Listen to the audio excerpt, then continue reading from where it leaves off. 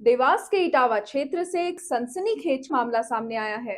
Bright star school के सामने कई प्लॉट्स अवैध रूप से बेचे गए तथा उनमें से कईयों पर अवैध कंस्ट्रक्शन भी शुरू हो चुकी है।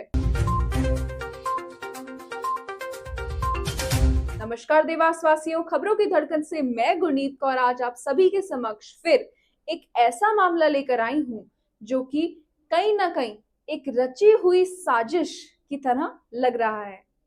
ना ही उन प्लॉट्स पर किसी भी प्रकार की रेरा की अनुमति, टीएनसी या नगर निगम से कोई मंजूरी और ना ही मकान बनाने से पहले नक्शे की पासिंग, यानी पूरा काम शुरुआत से ही गैर कानूनी तौर पर चल रहा है। अवैध जमीन की जादूगरी तथा हेराफेरी का यह सिलसिला आखिर कहां से शुरू हुआ, चलिए अब वहां गौर फरमाते हैं।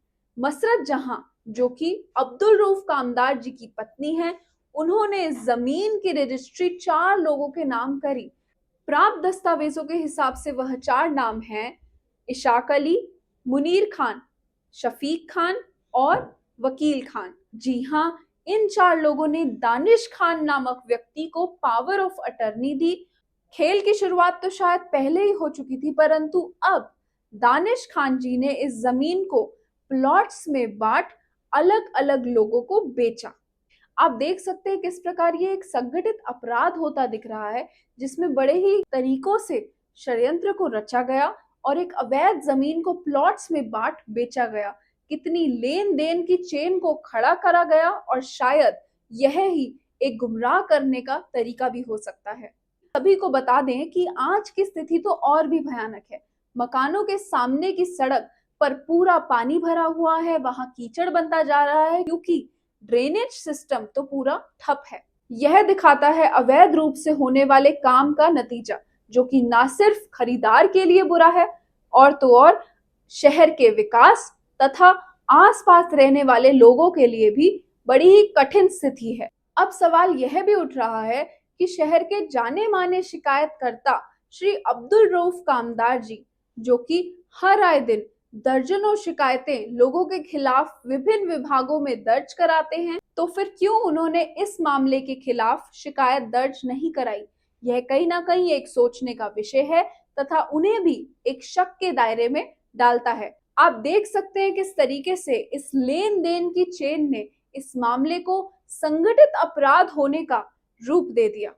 बड़े सोचने वाली बात तो यह भी है कि शहर के मध्य में जमीन की इतनी बड़ी हेराफेरी तथा जादूगरी हो गई और नगर निगम तथा अन्य विभागों तक ये बात नहीं पहुंची। क्या ये बात उनसे छुपाई जा रही है या फिर ये एक मिलीभगत है?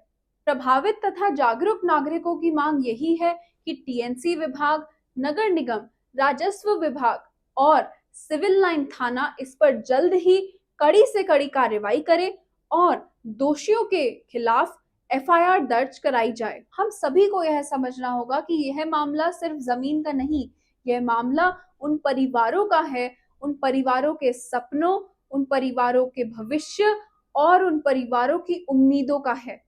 हम उठा रहे हैं आवाज अवैध प्लॉटों के खिलाफ। अगर यह सिलसिला आपके साथ या फिर आपके आसपास कहीं हो रहा है तो याद रखें, खबरों की धड़कन है आपके साथ। नीचे दिए गए नंबर पर आप संपर्क करें।